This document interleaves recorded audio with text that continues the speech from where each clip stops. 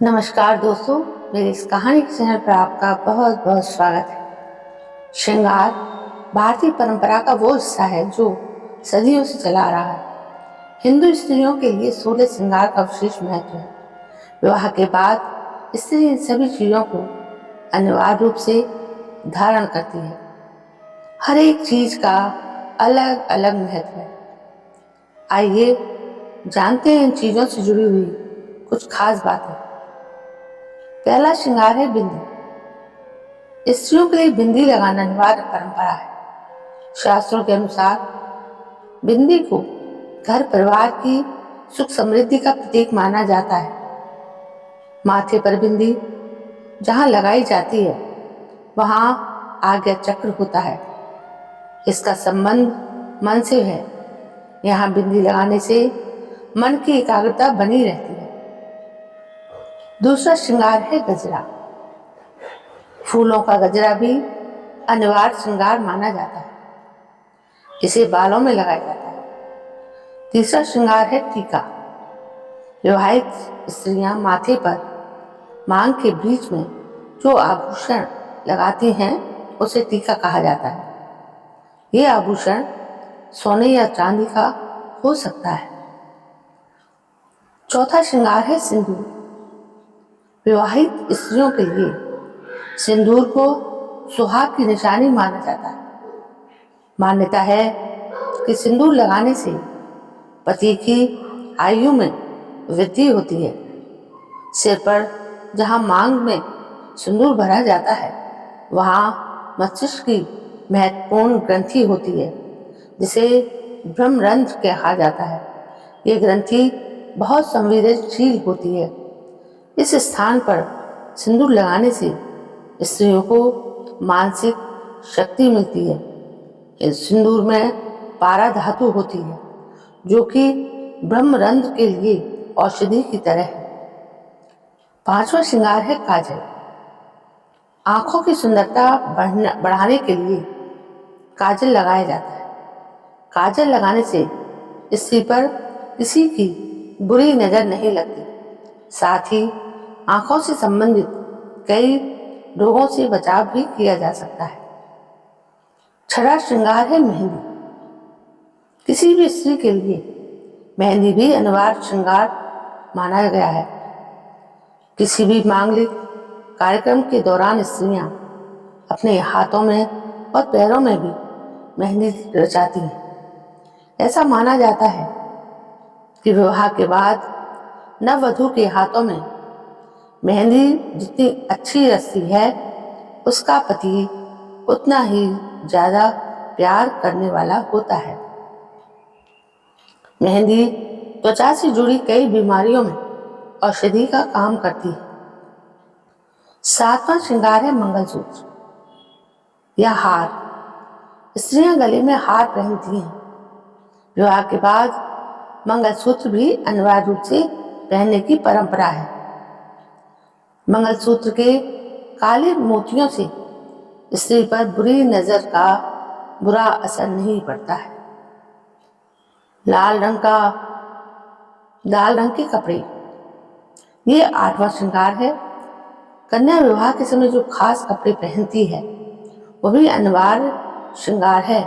ये परिधान लाल रंग का होता है और इसमें ओढ़नी, चोली और घाघरा शामिल होते हैं। नवा श्रृंगार है बाजूबंद।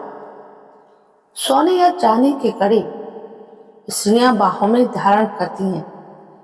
इन्हें बाजूबंद कहा जाता है। ये आभूषण स्त्रियों के शरीर से लगातार स्पर्श होता रहता है जिससे धातु के गुण शरीर में प्रवेश करते हैं। ये स्वास्थ्य के लिए लाभदायक होता है। 10वां श्रृंगार है नथ। स्त्रियों के लिए नथ भी अनिवार्य श्रृंगार है। इसे नाक में धारण किया जाता है और नथ धारण करने से कन्या की सुंदरता में 4 चांद लग जाते हैं। नाक छिदवाने से स्त्रियों को एक्यूपंक्चर के लाभ मिलते हैं जिससे स्वास्थ्य ठीक रहता है।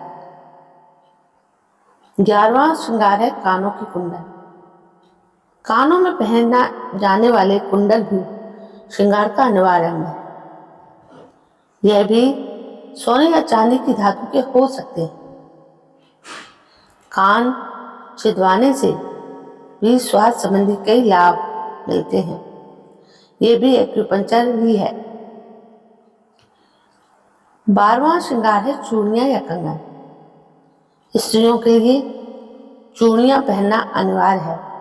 विवाह के बाद चूड़ियां सुहाग की निशानी मानी जाती हैं। सोने या चांदी की चूड़ियां पहनने से ये त्वचा से लगातार संपर्क में रहती हैं, जिससे स्त्रियों को स्वर्ण और चांदी के गुणों का लाभ प्राप्त होता है, जो कि स्वास्थ्य लाभ प्रदान करता है।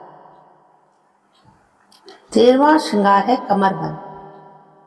कमर में धारण किए जाने वाला आभूषण है कमरबंद। पुराने समय में कमरबंद को विवाह के बाद स्त्रियां अनिवार्य रूप से धारण करती।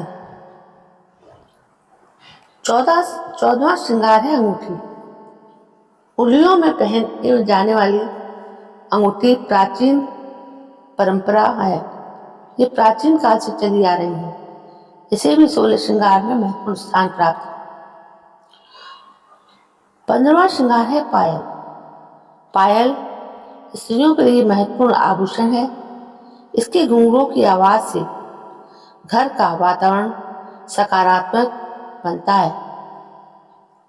बिछुए विवाह के बाद खास तौर पर पैरों की उंगलियों में पहने जाने वाला आभूषण है बिछुए।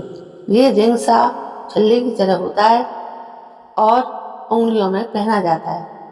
तो दोस्तों, ये थे स्त्रियों के 16 श्रृंगार जो हमने आपको बताए। 16 श्रृंगार के बारे में सभी जानते थे, पर उन 16 श्रृंगारों में क्या क्या चीजें होती हैं, ये बात आज स्पष्ट रूप से आपको बताई गई है। दोस्तों, ये जानकारी आपको कैसी लगी?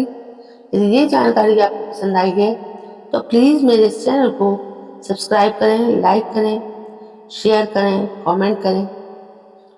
कल से फिर मैं एक नई जानकारी को लेकर आपके इस चैनल पर हाजिर होती हूँ। दोस्तों, मेरी कहानियों को अधिक से अधिक शेयर भी करें। कहानी यदि अच्छी लगी हो तो मेरे चैनल को सब्सक्राइब भी करें। कल मैं फिर हाजिर होती हूँ। तब तक के लिए जय हिंद,